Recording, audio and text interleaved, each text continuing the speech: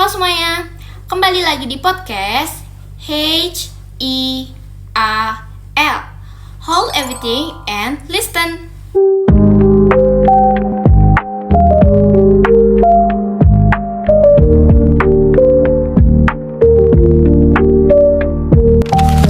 Sebelumnya saya izin memperkenalkan diri. Perkenalkan, nama saya Aulia Chandra Putri dan saya kali ini menjadi pengatur podcast pada saat ini. Dan saya juga tidak sendirian, saya bersama rekan saya yang keren banget. Dan teman-teman juga pasti belum tahu nih siapa rekan saya tersebut. Mari silakan. Halo, perkenalkan semuanya, nama aku Azifa. Kalian biasa panggil aku Ziva. Halo Ziva. Hai. Gimana kabarnya? Alhamdulillah baik, kamu gimana? Aku baik sih, alhamdulillah. Oke, dengan tema podcast hari ini kan menjaga kesehatan mental anak dan remaja ya. Jadi kamu di sini jangan sungkan-sungkan ya cerita sama aku.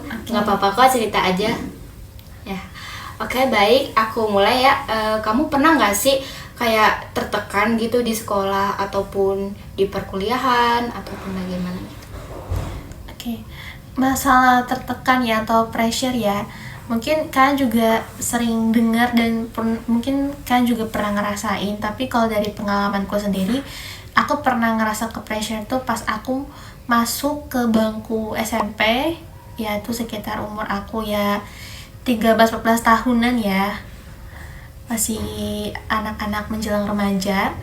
Di situ aku ngerasa banget aku ke pressure. Yang pertama karena aku ngerasa nggak bisa ngikutin pelajaran.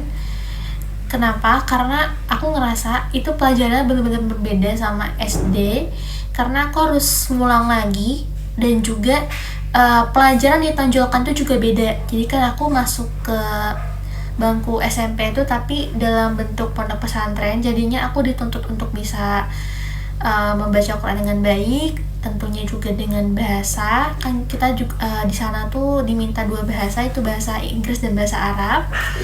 Sedangkan aku dari sekolah dasar yang biasa saja, maksudnya tidak ada unsur-unsur keagamaan sama sekali. Jadi situ aku ngerasa kayak aku bisa nggak ya ngajar ini dengan teman-temanku yang asalnya dari SDIT, dari MI. Jadi aku ngerasa ke pressure di situ.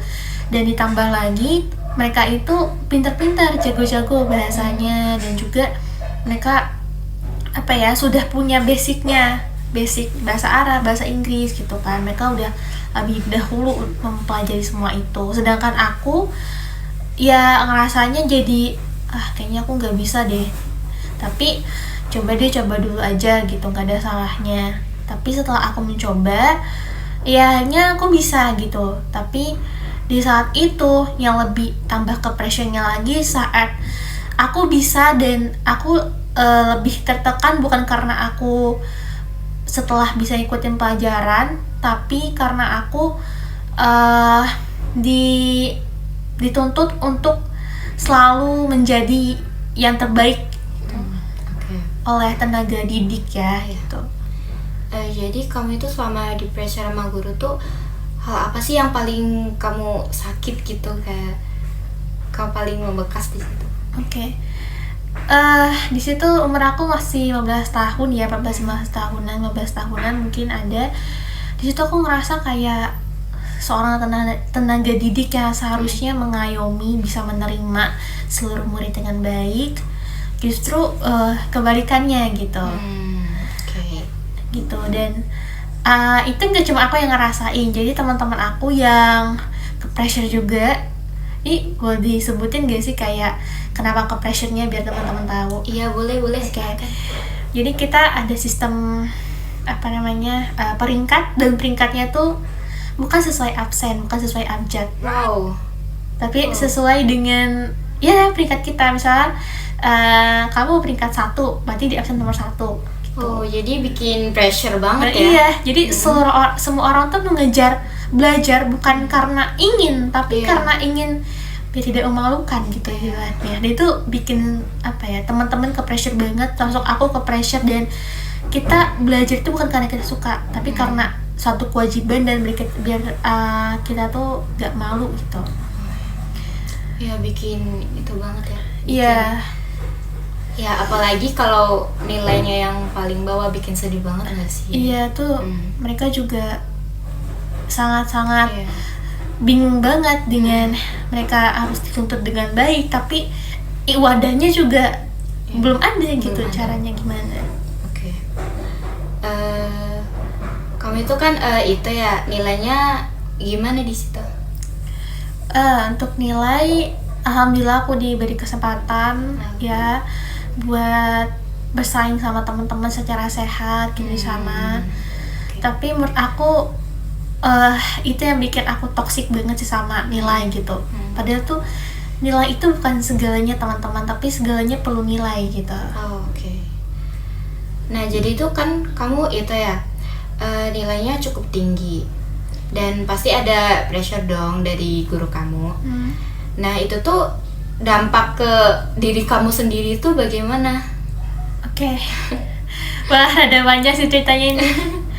Kalau untuk dampak aku setelah kena pressure itu, yang pertama karena teman-teman juga sering banyak yang bilang kayak, "Zi, ini gimana sih caranya?" gitu. Mereka lebih sering nanya ke aku cara ya dari pelajaran atau dari motivasi gitu.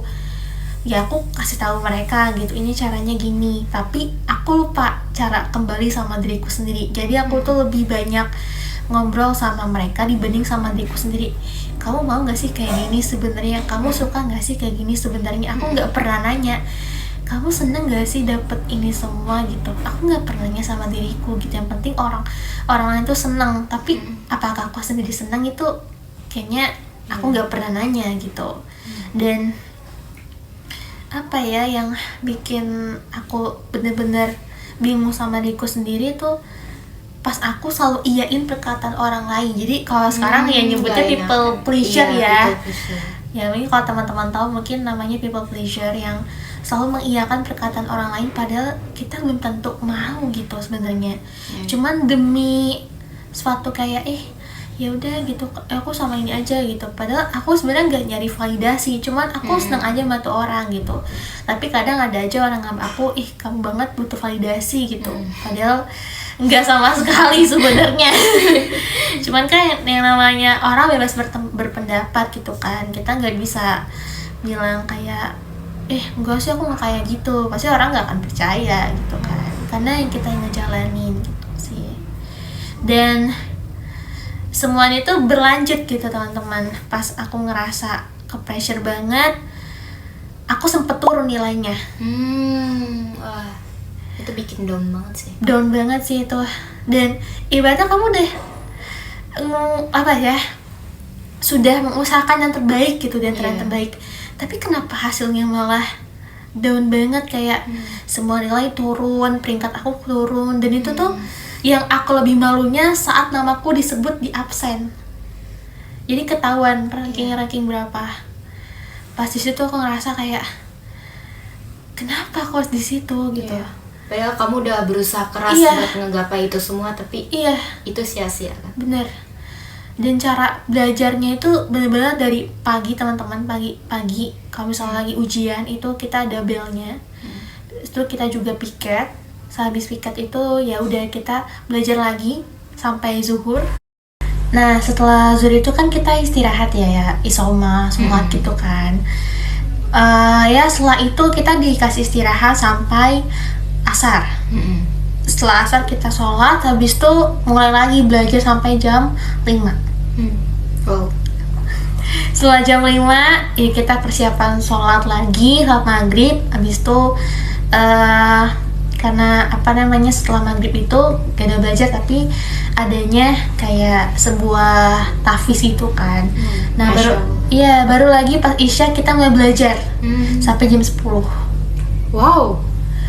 Dan setelah jam 10 itu sebenarnya kita disuruh untuk tidur, untuk istirahat. Cuman gak tau kenapa aku sama temenku beberapa orang kita bergadang sampai jam 4 pagi. Wow. Oh my god. Itu bener-bener nggak tidur. Nggak tidur. Oh my god. Kita nyiapin kopi itu ada 3. Jadi setiap orang tuh minum kopi ada 3. Itu kadang juga kurang gak sih gitu. Kayak dikit banget tambah-tambahin lagi ya. Itu sebenarnya nggak baik ya teman-teman, tuh bener toxic banget, itu udah belajar yang toxic menurut aku. Dan kita aja polanya setiap hari kayak gitu. Pokoknya tuh kalau misalnya kita nggak megang, ke aku ya, kalau aku sendiri nggak megang buku dan aku nggak bawa buku tuh rasanya kayak beda gitu, kayak kenapa ya aku nggak bawa buku gitu, ada rasa yang gelisah gitu, nggak tahu kenapa, kayak pengen marah gitu kalau nggak bawa buku gitu. Itu tuh bener kayak kok jadi gini ya. Tapi apakah buku itu dibaca pas aku bawa? Enggak. Aku juga bilang sama aku sendiri, kenapa aku bawa buku tapi aku nggak baca gitu. Apakah ini cuman kayak kayak ikut-ikutan doang atau gimana sih? Aku jadi bingung sama diriku sendiri gitu. Dan polanya terus berputar setiap hari gitu, dimanapun berada gitu. Karena kan emang awalnya dari kebijakan di pondok waktu itu memang harus membawa buku setiap hari dimanapun kamu berada. Mau kamu mencuci baju, mau kamu lagi mau sholat, atau kamu lagi lagi tempat makan, kamu tetap harus buku gitu. Karena tuh nanti ada punishment yang kamu nggak bawa gitu. Dari situlah gitu. Tapi nggak berlama-lama tuh memang akunya sendiri yang ke pressure bawa buku. Bukunya nggak cuma satu gitu loh. Berapa emang? Segini.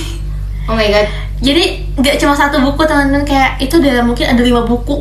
Bukunya 5 tuh buku? Iya, 5 buku. Itu buku apa aja? Buku tuh ada buku tulis sama buku cetak gitu loh. Dan aku tuh bawa tapi aku nggak tahu aku baca apa enggak, aku nggak tahu gitu. Padahal absen aku tuh sebelahnya tuh kayak makan gitu, lagi buat makan. Kenapa aku jadi kayak gitu ya gitu. Tapi aku masih nggak ngerasa kalau itu jadi toxic study gitu. Enggak, aku nggak pernah ngerasa itu. Jadi aku ngerasa kayak puas gitu aku bawa. Tapi aku nggak ngerasa esensi buku itu untuk apa gitu.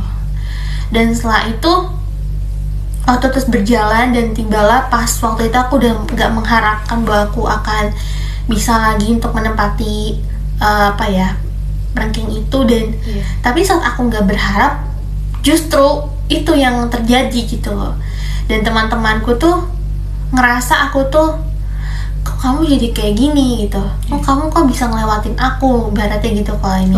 Jadi merasa kayak tersaingi. Iya, jadi merasa tersaingi. Padahal aku sendiri tuh kayak, aku pun gak berharap gitu loh, karena udah capek dua. Jadi daripada capek fisik, capek mental gitu ya udah deh, mendingan gak usah berharap gitu. Karena kan aku juga gak tahu esensi aku belajar tuh untuk apa sih sebenarnya kelanjutannya. Jadi yaudah gitu, aku udah gak berharap lagi. Tapi pas dikasih tuh kayak gitu, aku justru kaget gitu, kok bisa gitu. Tapi setelah aku mendapatkan hal itu semua, justru teman-teman di sana tuh jadi kayak gak welcome gitu, kayak malah menyalahkan. Kayak contoh kecilnya, itu aku ingat banget di sebuah tangga, aku mau turun, di bawah tuh ada teman, ya sebut saja inisialnya A ya. Inisialnya A. Dia megang sebuah buku absensi. Nah, buku absensi itu kan isinya anak-anak yang peringkat dari awal sampai akhir kan, absennya. Dia ngelihat absen aku di atas, dia bilang gini, kenapa sih orang ini harus di atas gitu, padahal kan ini absen gue gitu ibaratnya. Itu hal sepele ya sebenarnya ya teman-teman, tapi cuman kita tahu itu tuh bisa, hal sepele pun bisa jadi besar kalau misal kita yang sudah ngerasa aku udah berjuang gitu, mungkin ini balasan Tuhan yang ngasih ke aku gitu. Tapi kenapa malah kayak gini gitu ujungnya gitu, kenapa malah orang-orang tuh malah mikir kayak gitu awalnya gitu. Dan aku nggak bisa marah, aku nggak bisa, kayak aku cuma bilang oke, ini cuman itu, mungkin dia cuma capek atau gimana gitu loh. Dan setelah itu aku menjalani hari-hari pun kayak mereka udah gak welcome sama aku, dan mereka bilang mereka takut bersaing sama aku, dan mereka bilang kayak mendingan kamu pindah aja deh. Tapi secara gak langsung ya, kayaknya kamu lebih bagus tempat yang di sana gak sih untuk mengembangkan diri kamu sendiri. Padahal di situ aku udah berjanji sama pondokku sendiri bahwa aku bakal melanjutkan studiku di sana. Itu kayak aku mengkhianati gitu jatuhnya. Tapi awal itu aku masih ngerasa enggak deh, aku mau sama kalian aja kan. Karena aku ngerasa ini rumah buat aku gitu awalnya, kayak ini kita bisa belajar bareng-bareng, bisa tumbuh bareng-bareng. Tapi semakin lama aku mulai mengerti gitu, maksudnya apa sih kok gitu sama aku. Kalau ketemu juga kayak bilang hai gitu, tapi hanya tuh ada makna tersirat gitu loh. Okay. Jadi kayak teman toksik gitu. Iya, tapi aku belum mengenal apa itu toksik ya kalau zaman dulu. Jadi ngerasa kayak mungkin dia nggak suka sama aku gitu, mikirnya gitu. Tapi semakin kesini, saat ulama, saat apa mereka butuh aku ada. Tapi saat aku bertanya kayak 1 hal 2 hal itu mereka bilang, kamu udah bisa, nggak usah nanya kita. Oh god. Oke. Itu benar-benar kayak kayaknya emang aku nggak cocok di sini deh. Dan aku malah merasa aku yang bersalah gitu, malah bikin mereka kayak gitu jatuhnya. Padahal itu anxiety mereka sendiri, cuma kan kalau kita bilang sekarang itu ada keresahan mereka sendiri, bukan keresahan aku sebenarnya. Cuman aku merasa bahwa itu kesalahan aku sendiri gitu loh. Nah setelah itu karena udah di kelas 3 juga dan udah ditetapkan waktu itu bahwa aku salah satu kandidat yang di sana, dan mereka pondok itu benar-benar minta aku di sana karena ibaratnya aku benar-benar disupport apapun itu, pokoknya kamu di sini aja, nanti kita gini-gini gitu. Dan aku bilang maaf Ustadz, aku nggak bisa lanjut di sini gitu. Kenapa gitu? Kamu bilang kamu bisa kemarin, kenapa sekarang berubah gitu? Aku nggak bilang karena pressure sama teman-teman itu yang bilang aku nggak cocok di sini lah, dan bilang aku lebih baik keluar. Bahkan ada yang bilang langsung kayak, kamu mendingan keluar aja deh, aku tak bersen sama kamu. Depan aku sendiri. Kayak maksudnya apa gitu loh. Dan emang benar-benar lingkungan toksik. Iya. Dan akhirnya aku memutuskan untuk bilang ke orang tua aku, tapi aku nggak bilang kalau aku ada masalah sama mereka. Dan aku cuma bilang gini, aku mau keluar gitu, aku mau nyari tempat yang baru aja, mau nyari pengalaman gitu. Kamu mau kemana gitu?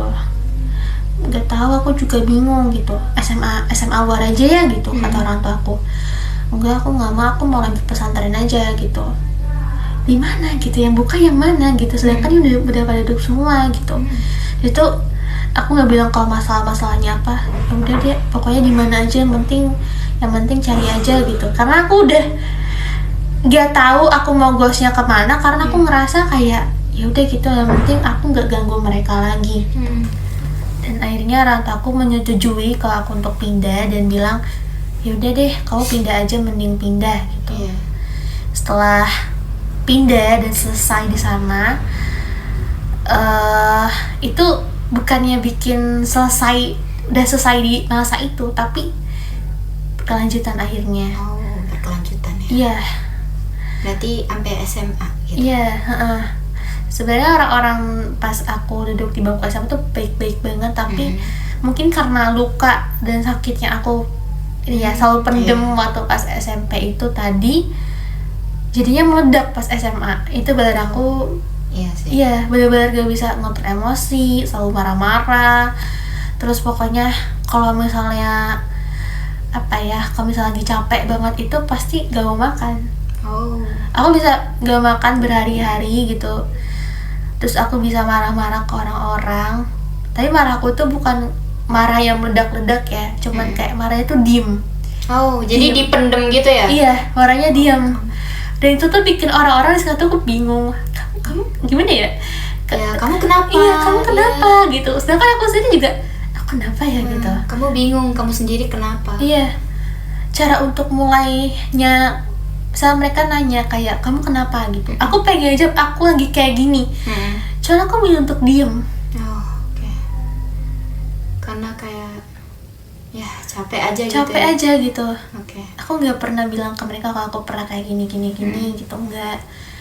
Dan itu benar-benar ini sih bikin mereka bingung banget, karena kan mereka pengen bantu aslinya, cuman aku malah menutup diri. Itu nggak baik banget sebenarnya. Iya.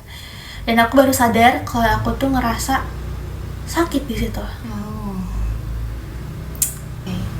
Jadi momen apa sih yang kamu benar-benar kayak mental kamu tuh udah down banget atau ada hal lagi nih?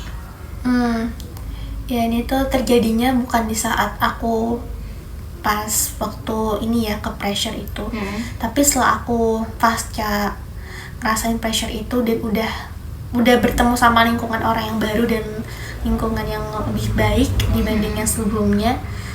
Justru luka itu yang selalu dibawa sama aku setiap hari, tapi aku nggak sadar gitu sampai satu malam waktu itu, setelah semua kejadian aku meledak-ledak, kan aku pernah diem aja ya, tapi pas satu hari itu aku pernah ngomong parah kayak marah-marah nggak jelas, terus apa ya, banting barang yang ada di sekitar aku. Itu bener-bener itu udah bukan diri aku sendiri, kayak teman-teman aku bilang ini bukan kamu gitu, kamu gak kayak gini gitu. Aku bilang aku cuma diam kayak, tapi abis itu aku menyesali, aku ke kamar yang paling ujung pojok gitu, dan aku menyendiri di sana, nggak tahu, aku nggak takut ada siapa-siapa, aku lebih kayak aku mau sendiri, aku nggak mau teman orang lain. Bahkan temanku kalau misalnya aku habis emosi aku meledak-ledak, dia nggak akan izin aku keluar karena pasti kelihatan banget kalau aku habis marah, habis kayak nangis, itu pasti kelihatan banget. Dan tadi lanjut lagi ke satu malam itu, aku lagi nyeritain sesuatu yang ya waktu aku SMP itu ke teman aku yang bilang aku bisa percaya, sebut aja namanya ini ya F ya. Ya inisialnya. Teman kamu yang ceritain di pondok? Iya, yang teman aku SMA ya? Teman aku yang aku ceritain itu. Aku cerita biasa-biasa aja, nggak ada rasa apa-apa gitu, kayak ya udah cerita biasa gitu. Nangis cuman itu just emosi kan gitu, kayak kita bisa melakukan sesuatu karena itu pertama kalinya aku bisa mempercayai seseorang di luar itu semua, karena aku nggak pernah cerita itu ke orang tuaku gitu. Karena jadi dipendam sendiri. Iya, karena kalau cerita ke keluarga tuh rada sensitif, dan jadinya nanti mereka lebih kepikiran gitu. Padahal mereka juga punya rasa emosinya masing-masing yang mungkin ini. Jadi aku lebih milih untuk cerita ke teman aku yang dia juga kadang suka cerita ke aku, jadi kita saling cerita gitu. Tapi pas waktu itu ya yang terjadi adalah dia bilang aku nggak sadar. Berarti kamu pas cerita itu kamu langsung nggak sadar gitu atau gimana?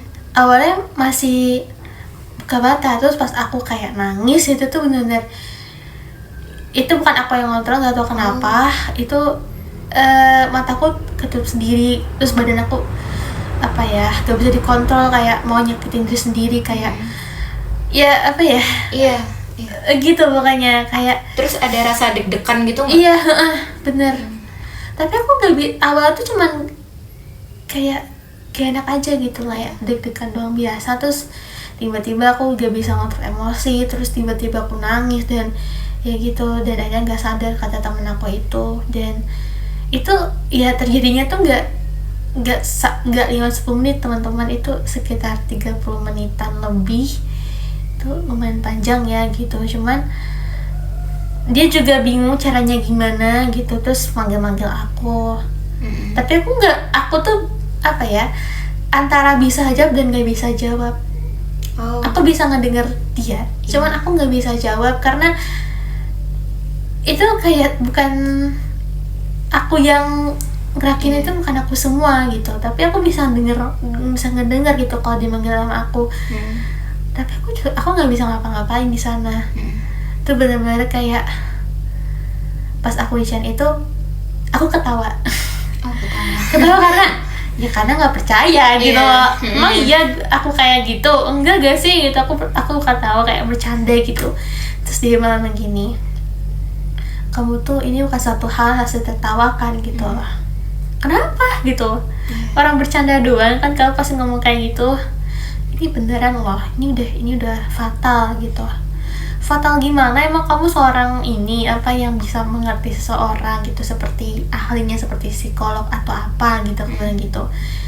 Ya aku emang bukan itu, cuman aku ini ngerasain dari kamu sendiri, dari kamu nggak bisa ngontrol emosi dari ini, karena dia kan juga salah satu di saudaranya itu ada yang bagian psikolog juga gitu. ya, jadi dia lebih paham gitu. Jadi saat itu bilang gini, coba deh kamu ke ahlinya gitu. Aku marah. Maksud kamu apa ngomong kayak gitu? Iya, aku tuh marah kayak, maksud kamu apa ngomong kayak gitu ke aku? Emang aku gila gitu sampai kamu bilang kayak gitu. Kata-kata bikin aku kayak nyadar tuh kayak semua orang yang pergi ke sana itu adalah orang gila, orang yang orang yang ingin bunuh diri. Tapi mereka cuma pengen didengar. Kamu juga satunya bisa didengar gitu.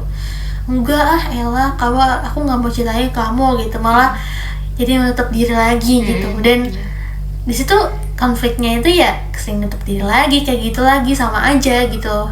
Tapi akhirnya aku mencoba untuk kayak baca buku kayak tentang habits itu kan, kayak tentang orang-orang podcast yang orang-orang yang pernah trauma saat dulu mereka mencoba untuk ya udah deh, itu masa lalu gitu, kamu bisa ini kok, bisa survive lagi, gak harus kayak gini gitu. Tapi untuk melupakan itu susah banget, bener susah banget. Jadi ya, untuk melupakan masa lalu itu susah, cuman kita gak hidup di masa lalu ke teman-teman, jadi kita tetap harus maju dan tetap sayangi sama diri sendiri gitu sih. Nah, dari cerita-cerita kamu tuh ya, gimana sih caranya kamu bangkit dari keterpurukanmu itu, dari semuanya? Oke. Membahas cara bangkit dari keterpurukan aku, yang pertama aku tuh harus tahu goals aku, karena ya ke depan aku nggak akan hidup di satu tempat aja gitu, ya kan, pasti bakal berpindah-pindah, dan pasti kan nggak cuma sama orang-orang itu lagi. Aku harus buka lembaran baru. Jadi aku selalu merasa ya, tujuan aku tuh hidup untuk apa sih, masa aku tiba-tiba kayak udahlah aku nyerah aja gitu. Lebih aku nggak usah nggak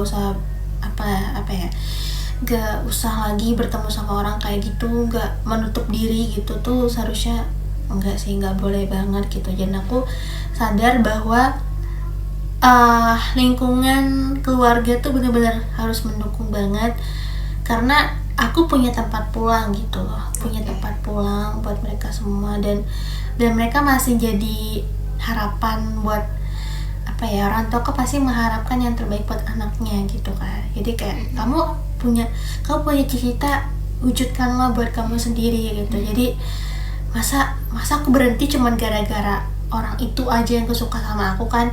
Itu kan jadi berarti mereka menang dong gitu, ibaratnya berarti aku kalah dong kayak gitu. Aku menerima semuanya apa mereka bilang ke aku, tapi aku tunjukkan dengan aku bisa diterima di banyak masyarakat yang lain, di orang-orang sekitar aku jadi merasa bahwa kita nggak harus butuh validasi, kita nggak perlu untuk ngomong ke mereka bahwa kita bisa, tapi tunjukkan dengan action kita. Wow, keren. Oke. Terus ya, apa yang ingin kamu sampaikan ke diri kamu yang dulu nih, yang selalu terpuruk begitu dengan diri kamu yang sekarang ini? Oke. Buat versi aku yang masih kecil dulu, yang belum ngerti apa-apa dan tersakiti ya, dan dampaknya ya ke aku sekarang, aku pengen banget kamu punya tempat kamu sendiri untuk memeluk diri kamu sendiri, karena gak semua orang bisa meluk kamu, gak semua orang bisa ngerti kamu apa adanya, cuma kamu sendiri yang bisa memahamin kamu. Dan ucapkan kata terima kasih, dan gak usah selalu minta maaf, karena kamu gak ngelakuin kesalahan, karena kamu juga manusia yang memang harusnya belajar bukan untuk belajar untuk bisa lebih baik lagi, bukan belajar buat kamu perfect, karena gak ada orang yang perfect di dunia ini, karena semuanya mulai dari nol dan akan kembali lagi dari nol lagi. Oke. Gitu sih. Iya, cerita yang sangat mengagumkan ya. sangat capek juga pasti semuanya. Oke. Makasih ya udah nemenin podcast saya hari ini. Makasih juga telah meluangkan waktu yang cukup lumayan panjang ya.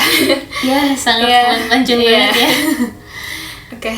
Maaf kalau ada kata-kataku yang kurang berkenan atau menyakiti hati Azifah. Saya mohon maaf ya. Semangat terus, Cayo. Sangat.